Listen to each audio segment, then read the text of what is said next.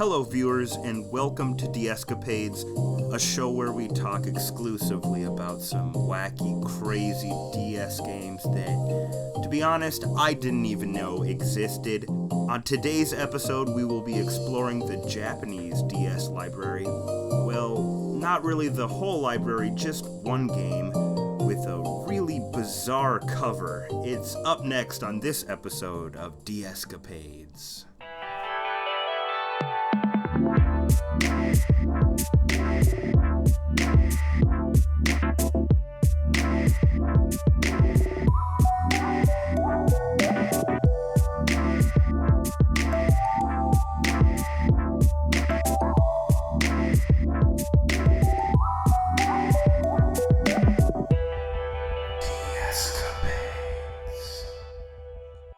Man, my DS collection is getting huge.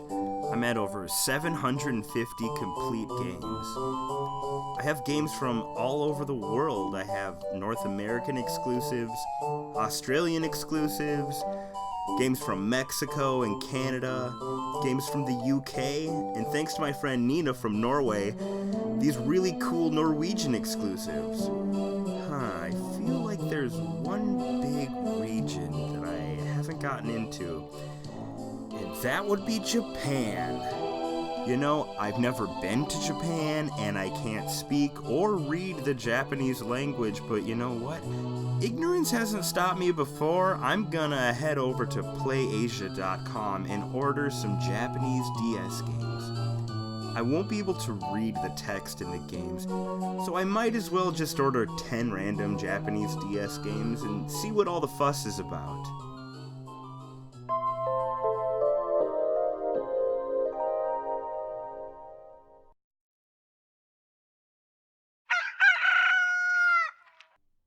Alright, my DS game should be arriving any day now. Oh, there they are. Alright, let's see what games I got.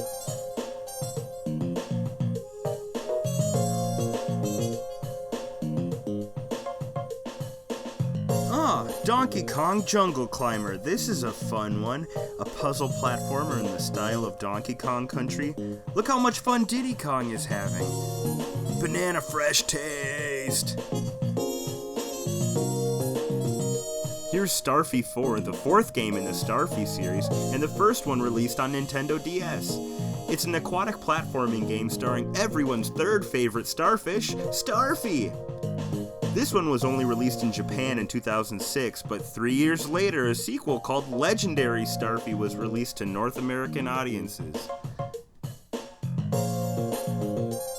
Whoa, New Super Mario Bros. DS. This is the best-selling DS game in the library. As of 2016, selling over 30 million copies worldwide. A yellow DS case? This is blowing my mind right now. In the US, New Super Mario Bros. Games got unique red cases, but yellow? Japan, you've really outdone yourself this time. Alright, we got Pokemon Diamond and Pokemon White. Very nice. These games are immensely popular in America and in Japan. Another staple of the Nintendo DS library. Pokemon White comes in this cool slipcover box thing. That's very nice. Oh, I know this game. This is Konami's clone of Animal Crossing called Magician's Quest Mysterious Times. It plays a lot like Animal Crossing. You even get to decorate your dorm room with lamps and rugs and furniture. I guess this is gonna have to hold me over until the Switch Animal Crossing comes out in spring of 2020. Dragon Quest IV. It's a remake of Dragon Warrior 4 that came out on the NES. It's a great JRPG if you haven't played it. It is one of my favorites. Next game here is Zelda Phantom Hourglass.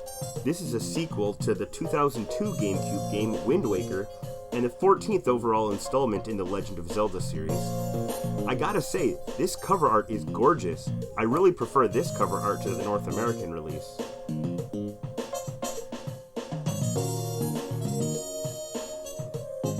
You know, people are always saying Japanese media is weird or bizarre. I don't see it. So far, all these games I've purchased just seem like normal DS games. Sure, they're in a different language, and the cover art's a little different, but it's nothing too crazy or unexpected. Well, I have one last Japanese game left in this box. Let's see what it is. It is 2 astronauts and a skinless man. 2 astronauts and a skinless man! This is nightmarish. What the hell is this game? Why? Who made this? What are they pointing at? What could possibly be more interesting than what is going on this Japanese DS cover? And why is the skinless man not wearing a spacesuit? I feel like he needs protection from the harsh radiation of space more than anyone. He's even on the back of the game, multiple times. There's a jeep, a submarine, a kangaroo, a shark, and a penguin.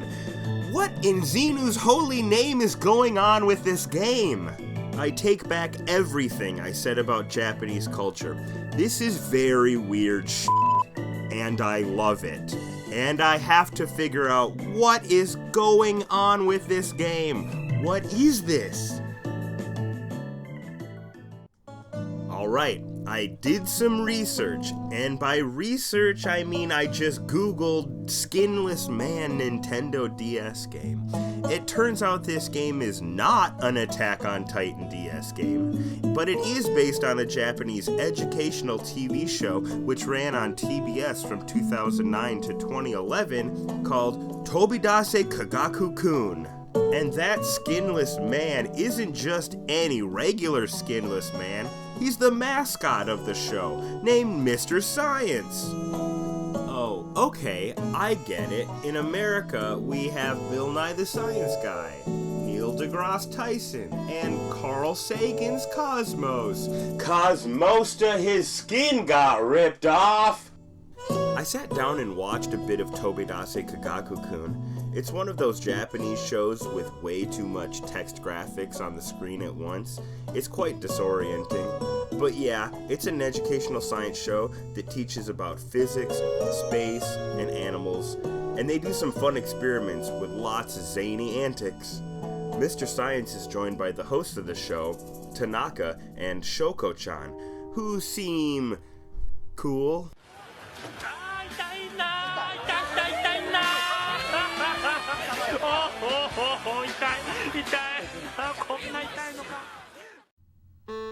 To be honest, this show looks very entertaining. It's definitely something I'd be watching if I was flipping through Japanese television channels.